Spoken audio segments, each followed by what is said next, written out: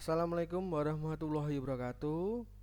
Di video kali ini saya akan menjelaskan salah satu sistem di dalam sepeda motor, yaitu kita akan membahas saya akan membahas tentang sistem pelumasan dan sistem pendinginan di sepeda motor.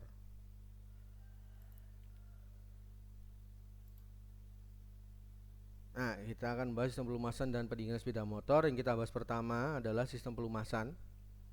Kita akan membahas apa fungsi sistem pelumasan tersebut, kemudian ada komponen-komponen sistem pelumasan apa saja, kemudian nanti juga akan membahas komponen-komponennya seperti apa, kemudian juga jenis-jenis pada sistem pelumasan pada sepeda motor. Yang pertama, fungsi sistem pelumasan yaitu ada mengurangi gesekan, kemudian sebagai pendingin, kemudian juga sebagai perapat, kemudian juga sebagai pembersih, yang terakhir adalah sebagai pencegah korosi. Nah, di situ adalah beberapa fungsi dari sistem pelumasan. Kemudian kita bahas satu persatu dengan sedikit ilustrasi agar lebih jelas dari fungsi dari sistem pelumasan. Yang pertama adalah mengurangi gesekan atau friksi dan mencegah keausan. Nah, kita fokus dulu ke bagian kiri di sini. Untuk di bagian gambar bagian kiri di sini. Nah, di sini dia menunjukkan ini di sini adalah piston.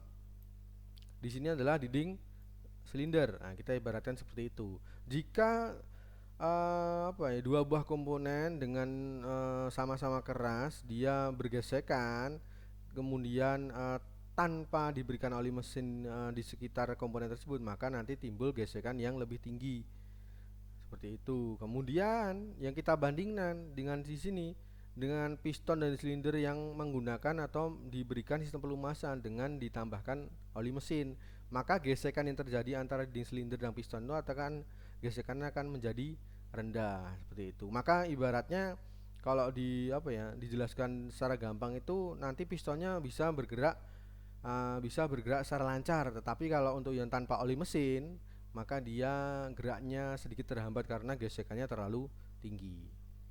Kemudian perapat. Nah, fungsi sistem pelumasan selanjutnya adalah sebagai perapat. Dan di sini sebagai perapat artinya apa? Dia merapatkan celah-celah antara, misal di sini contohnya adalah antara piston atau ring piston dan dinding silinder. Dia merapatkan celah-celah di antara keduanya.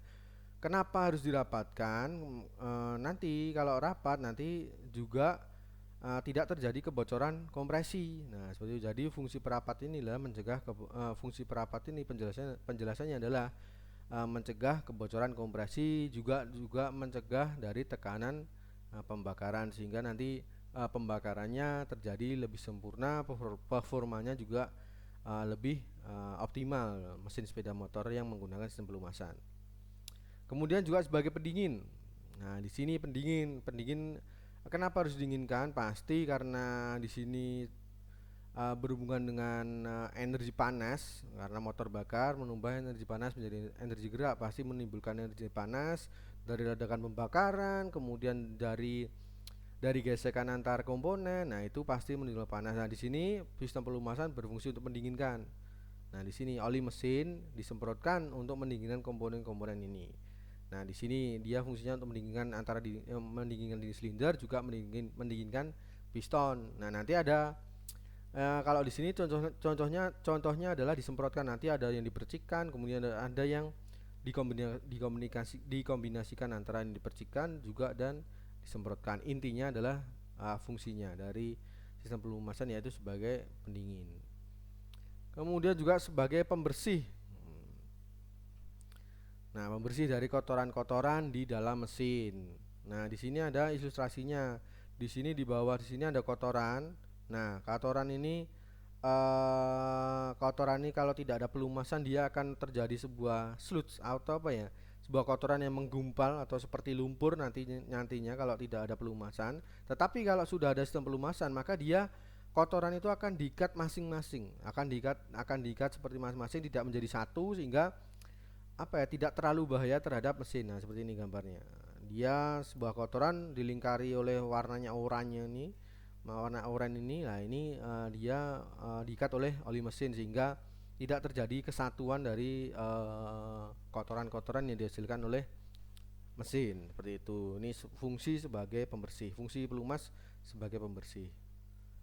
Kemudian untuk pencegah karat atau korosi. Nah, di sini dia menjaga kelembapan agar tidak terjadi korosi dalam komponen di sini. Jadi setiap komponen yang apa ya, yang terkena pelumasan atau terkena oli pelumas, maka dia akan terlindungi. Dia akan terlindungi dari asam sehingga tidak terjadi korosi pada komponen mesin sepeda motor. Kemudian cara kerja minyak pelumas. Nah, di sini yang pertama adalah minyak pelumas membentuk lapisan tipis atau oil film atau film minyak untuk melindungi lapisan logam terhadap kontak langsung antara dua buah logam tadi, melindungi sekitar dari komponen mesinnya. Kemudian minyak pelumas mendinginkan komponen mesin. Nah, selain tadi melapisi juga mendinginkan, kemudian juga membuang kotoran-kotoran dari mesin, kemudian juga melindungi komponen-komponen dari korosi. Ini apa ya, hampir sama dengan fungsi-fungsi dari sistem pelumasan. Kemudian yang selanjutnya adalah macam-macam metode pelumasan. Macam-macam metode pelumasan yaitu adalah model tekan. Di sini minyak pelumas disalurkan dengan cara ditekan untuk melumasi komponen-komponen mesin. Nah, ditekannya menggunakan apa? Ditekannya adalah menggunakan tekanan dari pompa. Kalau berhubungan tekanan pasti dia ada sebuah komponen dinamakan pompa untuk meningkatkan tekanan dari pelumasan atau oli seperti itu. Kenapa harus ditekan? Karena untuk dengan ditekan maka dia oli dapat bersirkulasi ke semua celah-celah atau ke semua jalur-jalur yang membutuhkan sistem pelumasan seperti itu. Kemudian ada macam-macam metode pelumasan selanjutnya yaitu adalah metode percikan. Nah, tadi kan ada metode tekan, kemudian ada metode percikan. Minyak pelumas dipercikan oleh connecting rod atau batang torak atau batang piston atau stang piston yang mempunyai oil spoon atau sendok. Nah, di sini oil spoon adalah di sini. Di sini ada oil pan-nya atau penampungan olinya. Di sini penampungan olinya, kemudian di sini ada sendoknya. Ibaratnya dia yang menyendok atau memercikan, nanti fungsinya adalah memercikan atau mengambil oli yang di wadah oli atau oil pan itu agar dia memercik sehingga komponen di sekitar sini nanti di sekitar connecting rod ini juga akan terkena oleh oli itu atau terkena oleh sistem pelumasan seperti itu. Kemudian ada model selanjutnya. Nah, tadi yang sudah saya singgung di awal, ada model kombinasi antara percikan dan tekanan. Nah, di sini minyak pelumas dipercikan untuk melumasi dinding silinder dan minyak pelumas ditekan untuk melumasi komponen-komponen yang lain. Jadi ini ada pembagian sendiri. Untuk dinding silinder dia menggunakan tipe percikan, kemudian untuk pelumas komponen-komponen lain semisal poros cam, kemudian mekanisme katup di atas di kepala silinder dan lain-lain, dia menggunakan tipe tekan atau menggunakan bantuan pompa oli. Kemudian ada jenis sistem pelumasan. Jenis sistem pelumasan ada dry sump system atau pada sistem pelumasan kering. Nah, dry itu kering. Oli ditampung di luar ruang engkel. Terdapat dua pompa oli yaitu pompa penghisap dan pompa menekan. Kalau pada umumnya biasanya oli itu diletaknya di oil pan itu di bawah poros engkol. Tapi kalau untuk tipe dry ini dia terpisah. Oil tank dia jadi seperti ada tangki sendiri. Kalau ada tangki bahan bakar, di sini ada tangki pelumasan atau tangki oli. Dia tersendiri di luar dari ruang engkol ini. Dia di luar ruang engkol ini. Nah, bagaimana untuk melumasi ibaratnya ruang engkol ini? Maka dia menggunakan dua pompa. Yang satu untuk pompa menghisap, kemudian yang satu adalah pompa menekan. Ada yang memompa menuju ke ruang engkol dan komponen lainnya, ada yang menghisap untuk balik lagi menuju ke penampungan. Nah, arahnya ini kan dua, ada yang masuk, ada juga ada yang keluar. Ini tipe dry sump atau tipe pelumasan kering. Kemudian ada tipe wet sump system atau sistem pelumasan tipe basah. Nah, di sini oli ditampung pada ruang engkol. Di sini yang paling banyak digunakan terdapat satu pompa oli yang berfungsi mengalirkan oli ke poros engkol, kemudian gigi persneling, kemudian ada poros knock, kemudian juga ada rantai mesin atau kamrat seperti itu. Jadi ada wet, ada dry, ada wet. Dry itu kering, wet itu basah. Kalau basah itu adalah oil pan atau wadahnya itu berada di bawah ruang engkol. Kemudian ada tipe roda gigi. Ini dari tipe selanjutnya adalah pompa oli. Kita bahas tentang pompa oli atau tipe roda gigi. Gambarnya seperti ini. Dia di sini oli masuk inlet, kemudian dia bertekanan, dia sudah menaikkan tekanan, maka dia keluar menuju ke outlet untuk disebarkan ke komponen-komponen yang membutuhkan sistem pelumasan. Kemudian selanjutnya tipe pompa oli selanjutnya adalah tipe rotor. Nah, sini gambarnya seperti yang teman-teman bisa lihat. Pada pompa jenis ini, drive rotor atau rotor penggerak dibuat eksentrik. Nah, tidak apa ya, eksentrik itu dia tidak seperti lingkaran yang titik pusatnya di tengah. Akibatnya ketika rotor berputar, driven rotor ikut berputar. Tetapi terjadi perubahan jarak. Nah, celah di sini kan ada celahnya berbeda-beda. Di sini ada celahnya kecil, di sini ada celahnya besar. Nah, di sini adalah nanti dia yang berfungsi untuk menaikkan tekanan dari oli yang akan disirkulasikan ke sistem atau ke mesin sepeda motor. Kemudian ada trochoid type. Gambarnya seperti ini, hampir sama dengan tipe rotor, tapi sedikit berbeda. Intinya dia perbedaan dari mekanisme di dalam pompanya ini. Kemudian komponen selanjutnya adalah oil filter. Ya, dia yang menyaring kotoran-kotoran yang terbawa oleh oli mesin. Kemudian ada sistem pelumasan 2 tak. Nanti ada perbedaannya antara 2 tak kemudian dengan 4 tak. Nanti kita lihat perbedaannya. Yang pertama adalah sistem pelumasan 2 tak. Juga ada beberapa jenis untuk pelumasan 2 tak. Yang pertama sistem pelumasan campur. Pada sistem ini oli dicampurkan dengan bahan bakar pada tangki. Jadi bahan bakar bensin di tangki kemudian ditambah dengan oli, sistem pelumasan campur. Kemudian ada pelumasan terpisah.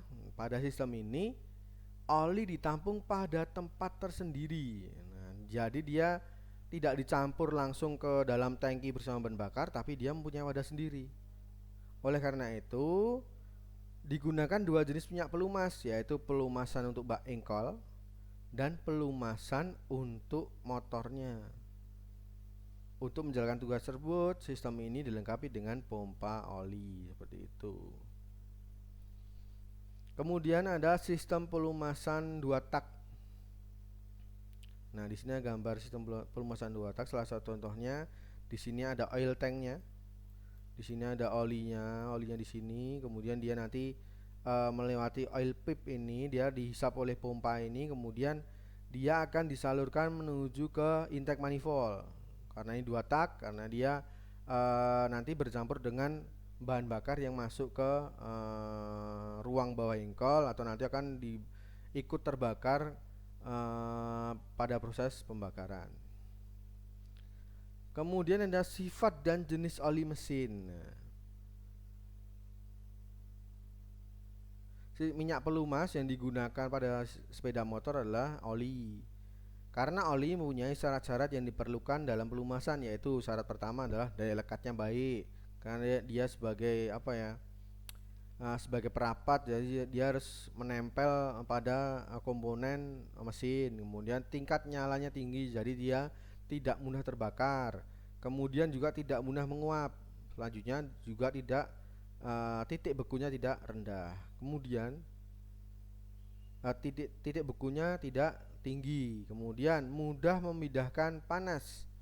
Nah, tadi salah satu fungsi dari sistem pelumasan adalah pendingin. Nah, ini syaratnya harus mudah memindahkan panas. Ada 3 macam oli pelumas yang diproduksi di kalangan umum, yaitu ada oli mineral, kemudian ada oli sintetik, dan ada oli yang dibuat dari tumbuh-tumbuhan atau hewan yang disebut castor oil. Kemudian ada sifat dan jenis oli mesin. Nah, sifat dan jenis oli mesin ya di sini pasti kalau oli pasti berhubungan dengan viskositas atau kekentalan. Yang pertama kita lihat tabel di atas sendiri. Kita lihat di viskositas kalau tinggi seperti apa. Viskositas tinggi atau kekentalan yang tinggi, dia keuntungannya adalah mengurangi gesekan pada permukaan-permukaan luncur atau permukaan yang bergesekan. Dia bagus untuk oli yang mempunyai viskositas tinggi. Kemudian kerugiannya viskositas tinggi apa? Mesin tidak dapat dihidupkan dengan mudah dalam keadaan dingin karena oli menaikkan tahanan gesekan. Karena dia terlalu bagus untuk mengurangi gesekan, tetapi juga untuk berat apalagi dalam kondisi mesin dingin, pasti mesin itu sulit dihidupkan karena gaya geseknya lebih besar. Kemudian kita pindah ke rendah, viskositas rendah. Viskositas rendah atau yang lebih encer, keuntungannya apa? Dia mesin lebih mudah dihidupkan, baik dalam keadaan dingin, apalagi dalam keadaan panas itu mudah dihidupkan karena dia gaya geseknya atau tahanan geseknya dia lebih kecil. Kemudian kerugiannya apa? Gesekan pada permukaan luncur atau gesekan pada komponen-komponen bergesekan menjadi lebih besar pada kondisi mesin panas karena semakin rendah viskositasnya maka dia akan tidak bagus dalam memberikan atau melindungi dari gesekan atau mengurangi gaya gesek, dia semakin jelek lah seperti itu. Kemudian ada spesifikasi dari oli mesin. Yang pertama ada SAE Viscosity Grades. Biasanya kalau beli oli atau di wadah oli, kalau teman-teman pernah melihat atau pernah beli, itu biasanya ada tulisan SAE berapa.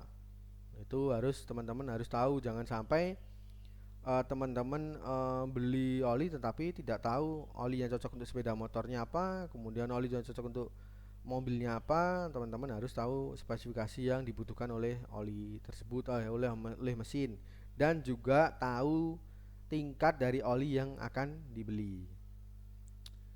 SAE digolongkan ke dalam oli single grade atau multi grade. Nah, di SAE ini ada dua grade. Yang pertama single grade, kemudian yang sekarang adalah multi grade. Yang paling sekarang yang banyak digunakan adalah yang tipe multi grade. Nah, oli single grade kita yang paling bawah. Contohnya adalah SAE 30, kemudian SAE 40, seperti itu dan seterusnya. Masing-masing jenis harus dipakai pada daerah jangkauan suhu tertentu. Makin rendah angkanya juga makin rendah viskositas olinya. Jadi kalau semakin SAE-nya angkanya semakin kecil, maka dia semakin encer. Seperti itu. Kemudian kita pindah ke multigrade. Nah, di sini sudah sekarang banyak menggunakan multigrade ini. Kalau di single grade dia hanya satu jangkauan suhu tertentu, tapi kalau multigrade ini ada spesifikasi bagaimana kekentalan atau keenceran itu, baik dalam kondisi dingin nanti kekentalannya berapa, kemudian nanti dalam kondisi panas nanti juga kekentalannya berapa. Ini ada detailnya atau ada spesifikasinya tersendiri. Oli multigrade disebut sebagai contohnya adalah SAE 10W 30, SAE 20W 50, SAE 10W 40 dan seterusnya. Jadi ada dua angka di situnya. Artinya apa? Nah, di sini daerah jangkauan suhu yang lebih lebar daripada untuk single grade yang sebanding ditentukan untuk masing-masing jenis. Artinya apa tadi ada 10W 30. Jadi kalau dalam kondisi dingin dia kekentalannya adalah 10. Kemudian untuk dalam kondisi mesin panas dia kekentalannya semakin kental atau semakin tinggi, dia adalah menjadi 30 untuk kekentalannya. Seperti itu. Sama kalau yang tipe ini SAE 20W 50. Di sini kalau 20 itu dalam kondisi dingin, kemudian 50 di sini kentalannya adalah saat kondisi mesin panas atau suhu mesinnya panas. Kemudian ada klasifikasi, tadi kan klasifikasi berdasarkan SAE. Kalau di sini klasifikasi berdasarkan API atau API. API Service Classification adalah standar kualitas oli yang ditentukan oleh API Amerika Petroleum Institute. Kode-kode untuk oli mesin bensin diawali dengan S seperti SL, SM. Nanti kalau ada lagi mesin bensin nanti berhubungan diawali dengan C. Kemudian huruf keduanya apa? Jadi biasanya ada API Service SSL, kemudian ada SM. Nah, huruf keduanya LM itu artinya apa? Huruf kedua setelah huruf S menunjukkan kualitas oli. Semakin tinggi maka semakin baik kualitas oli. Seperti itu. Jadi kualitasnya semakin bagus. Keterangan di sini S ini menunjukkan dia untuk mesin bensin. Nah, di sini L mewakili kualitas. Kemudian C di sini, nah ini untuk mesin diesel. Kemudian untuk huruf kedua ini menunjukkan kualitas dari oli tersebut. Kemudian di sini ada keterangannya standar kualitas API Service SM. Kemudian ada energy conserved atau menunjukkan oli hemat bahan bakar.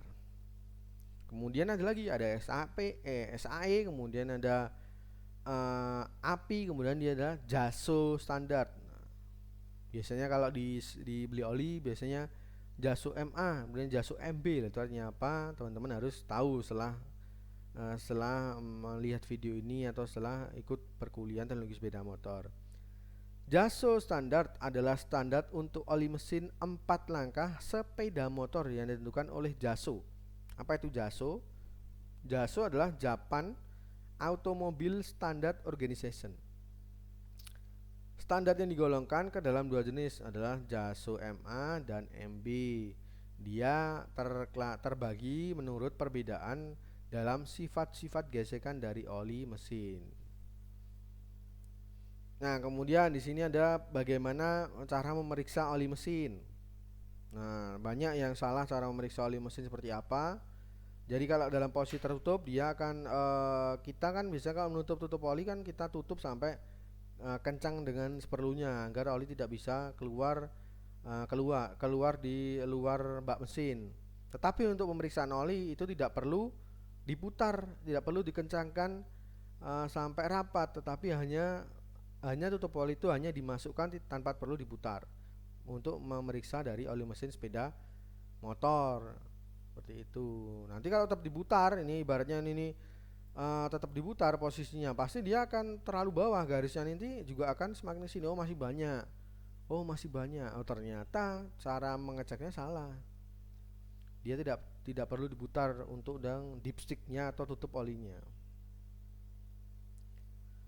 Kemudian dari sistem pelumasan kita geser lagi tentang sistem pendinginan atau sistem pendingin. Sistem pendingin untuk membatasi temperatur kerja dengan jalan mencegah terjadinya panas yang berlebihan akibat dari terjadinya pembakaran dan gesekan antara komponen mesin. Jenis sistem pendingin yang pertama adalah sistem pendingin udara. Kemudian ada pendingin dengan cairan pendingin. Untuk pendingin udara yaitu ada dengan udara alami, juga ada dengan udara paksa yang menggunakan kipas dan air jaket atau wadah seperti penampungan atau penampang untuk udara. Kemudian untuk pendingin cairan menggunakan cairan pendingin didinginkan oleh aliran udara yang melalui celah atau sisi radiator. Pasti kalau yang menggunakan cairan pendingin pasti menggunakan radiator.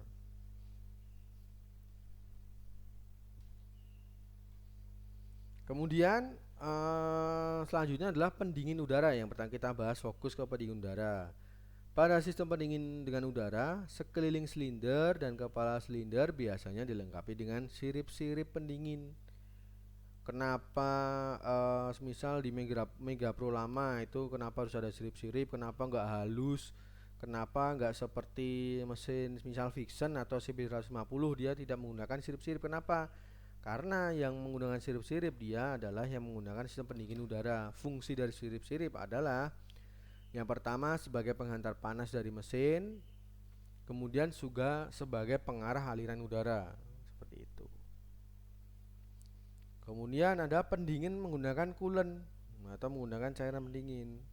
Sebuah sistem pendinginan mesin dengan mensirkulasikan cairan pendingin atau coolant ke dalam mesin. Nah, coolantnya fungsinya adalah untuk menyerap panas sewaktu ia mengalir pada bagian dalam mesin. Kemudian kalau dia sudah menyerap panas, coolant juga lama-lama juga menjadi panas, maka dia dinginkan oleh udara. Dia didinginkan udara saat dia masuk ke dalam radiator. Seperti itu. Untuk konstruksi sederhananya atau skemanya seperti ini untuk pendingin udara, pendingin coolant. Di sini ada radiator, di sini ada reservoir untuk menampung coolantnya. Kemudian di sini biasanya ada pompa.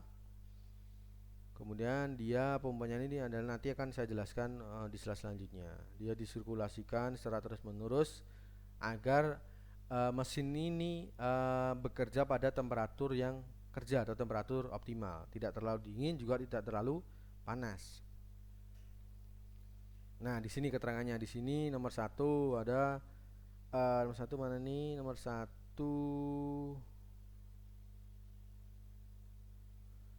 satu coolant. Nah, di sini arahnya, di sini arah panah ini adalah coolant. Kemudian dua adalah pipa, kemudian tiga tangki penyimpanan atau reservoirnya, kemudian ada radiator, kemudian ada penutup radiator atau radiator cap, kemudian ada cooling fan, kipas radiator, kemudian ada pompa air nomor 7 di sini. Di bagian bawah sini ada pompa air, kemudian ada 8 ada termostat, kemudian ada fan switch. Jadi saklar untuk menghidupkan fan. Nah, ini kerjanya secara otomatis. Nah, kita bahas satu persatu untuk komponen-komponennya dari ini. Yang pertama adalah coolant. Adalah campuran dari cairan radiator dan air suling. Fungsinya apa? Dia otomatis dia untuk mendinginkan mesin, kemudian untuk menaikkan titik mendidih. Jadi untuk coolant tidak gampang mendidih. Kemudian untuk menurunkan titik beku juga tidak gampang membeku. Kemudian untuk mencegah karat pada bagian di dalam mesin. Nah, alangkah bagusnya kalau sepeda motor itu ya menggunakan coolant daripada menggunakan air biasa, karena air biasa dengan gampang mendidih, kemudian dia juga gampang membeku, kemudian nanti juga akan air biasa juga akan menimbulkan lebih cepat berkarat. Kemudian ada pipa, berfungsi sebagai hubungan antara mesin dan sistem pendinginan. Selang kecil water tube, ini dibuat dari karet sintetis yang tahan suhu tinggi. Kemudian ada selang besar, dibuat dari karet sintetis atau water hose. Dia dibuat dari karet sintetis yang tahan suhu tinggi dan tekanan tinggi ya. Kemudian juga ada water pipe ini atau pipanya. Kemudian ada tangki penyimpanan atau reservoir. Nah, di sini dia fungsinya untuk menyimpan. Jika ini sebagai penampungan juga sebagai penyimpan. Di sini kalau di sini radiator, di sini cairannya berlebihan, maka dia akan salurkan menuju ke tangki penyimpanan. Nah, tapi nanti kalau kosong radiator ini, maka dia akan balik lagi atau dihisap oleh radiator cap ini menuju ke radiator ini. Kemudian ada radiator. Dia fungsinya adalah melepas panas coolant atau cairan pendingin pada saat melewati pipa radiator. Nah, di sini coolant dia akan memasuki jalurnya pipa-pipa ini. Kemudian di sini ada sirip-siripnya. Dia fungsinya dia di sini untuk mendinginkan dari coolantnya. Kemudian ada radiator cap. Nah, di radiator itu tutupnya tidak sembarang tutup ya, karena dia ada sistemnya tersendiri, nanti ada mekanisme tersendiri dalam radiator cap. Fungsinya apa untuk radiator cap ini adalah sebagai penutup untuk mencegah kebocoran coolant, kemudian juga sebagai klep bertekanan. Nah, tadi saya bilang ada mekanisme tersendiri dalam dalam radiator cap sebagai klep bertekanan untuk menaikkan titik didih coolant. Nah, di sini tutup radiator punya dua katup. Yang pertama katup tekanan atau relief valve, kemudian ada katup vakum atau vacuum valve. Fungsinya apa? Yang pertama, katup tekanan, yaitu fungsinya untuk membuang air pendingin ke reservoir pada saat tekanan di dalam radiator naik. Jadi kalau radiator sudah kelebihan tekanan atau kelebihan coolant atau cairan pendingin, maka dia relief valve ini akan membuka. Dia di gambar A ini, relief valve ini akan membuka sehingga coolant ini dia akan menuju ke reservoir, dia akan ditampung. Kemudian katup vakum, di sini ada dua katup. Yang kedua adalah katup vakum untuk memasukkan air pendingin ke radiator pada saat tekanan di dalam radiator turun. Dari radiator itu juga tekanannya nanti akan naik juga akan turun. Kemudian nanti levelnya air juga akan bisa naik juga akan bisa turun. Nah, fungsi dari katupnya ini adalah yang mengatur itu. Kapan akan ditambah juga kapan akan dibuang ke reservoir. Nah, saat tekanan dalam radiator turun, maka dia kevakuman juga turun dan juga ada sedikit kekosongan, maka dia relief valve ini akan membuka. Yang bagian biru ini akan membuka. Maka dia cairan di reservoir atau di penampungan dia akan terhisap atau dia akan masuk lagi menuju ke radiator. Seperti itu untuk cara kerja katup tekan dan katup vakum pada radiator cap atau tutup radiator. Kemudian selanjutnya adalah cooling fan. Berfungsi untuk mengalirkan udara untuk menurunkan suhu coolant. Nah, tadi kalau ada yang radiator itu selain dia didinginkan oleh udara alami, juga di sini radiator juga didinginkan oleh bantuan cooling fan atau kipas. Nah, tipe matic itu biasanya di bagian kanan. Tipe matic seperti ini. Kemudian tipe sport. Nah, kipasnya di bagian belakang dari radiatornya. Di bagian sini untuk tutup cooling fan-nya. Kemudian ada thermostat valve. Nah, di sini ada satu katup yang termostat pasti berhubungan dengan termo atau dengan suhu. Suhu di sini adalah suhu cairan pendingin. Thermostat valve memindahkan lintasan sirkulasi coolant tergantung pada suhu coolant agar supaya suhu coolant dapat dipertahankan pada tingkat yang sesuai. Nah, tadi bagaimana mesin atau sistem pendinginan atau suhu mesin itu bagaimana cara kerjanya di level tidak terlalu tinggi panasnya juga tidak terlalu rendah panasnya. Di sini yang mengatur sirkulasi dari sistem pendinginan ini. Nah, cara kerjanya seperti ini. Nah, saat suhu coolant rendah itu disirkulasikan tidak melewati radiator, dia hanya disirkulasikan dari pompa ini menuju ke mesin, kemudian dia tidak dilewatkan, dia kalau di gambar ini dia hanya masuk ke radiator tapi tidak bisa keluar. Nah, di sini masih tertutup. Nah, dia hanya ditampung di radiator. Jadi kalau yang bersirkulasi secara terus-menerus dalam kondisi coolant dingin atau mesin dingin, dia bersirkulasi dari silinder, kemudian menuju ke termostat, dia lewat sini bagian atas ini, kemudian dia ke pompa, silinder, ke pipa, kemudian ke termostat, pompa, silinder dan seterusnya seperti itu. Dia tidak disirkulasikan melewati radiator atau dia tidak didinginkan oleh radiator. Kenapa? Karena suhu coolant masih rendah, dia tidak perlu, masih bisa mendinginkan, masih bisa menerima atau bisa menyerap panas di dalam siklus di dalam mesin. Itu kemudian semakin lama otomatis suhu mesin semakin tinggi atau semakin bertambah tapi tidak terlalu panas untuk suhu coolantnya. Maka skemanya di bagian tengah ini. Katup termostat ini yang bagian atas itu masih bisa dilewati. Jadi ada dua jalur, yang di sini ada yang dimasukkan ke radiator, juga ada yang disirkulasikan langsung menuju ke termostat balik lagi ke pompa. Ada yang bagian coolant yang didinginkan menuju ke radiator di sini. Di sini jalurnya ada dua kan. Satu ini terbuka, dua juga terbuka. Nah, seperti itu. Kemudian kalau sudah semakin panas, suhunya sudah terlalu tinggi, maka termostat ini juga akan menutup sirkulasi biasanya untuk bagian atas. Dilihat perbedaannya, di sini masih terbuka, kalau di sini sudah tertutup penuh. Artinya apa? Coolant ini membutuhkan, saya butuh didinginkan. Ibaratnya kalau bisa ngomong coolant itu, saya butuh didinginkan, ini sudah terlalu panas, saya tidak bisa menyerap panas lagi pada mesin. Nah, silahkan nanti kalau di sini coolantnya kemudian dia disalurkan menuju ke radiator untuk dinginkan, kemudian dia balik ke termostat ke pompa setelah dia suhunya turun seperti itu. Begitu juga seterusnya. Nanti kalau sudah suhunya turun, sudah dingin seperti ini lagi, sudah seperti ini, jadi sebuah siklus seperti itu dan seterusnya.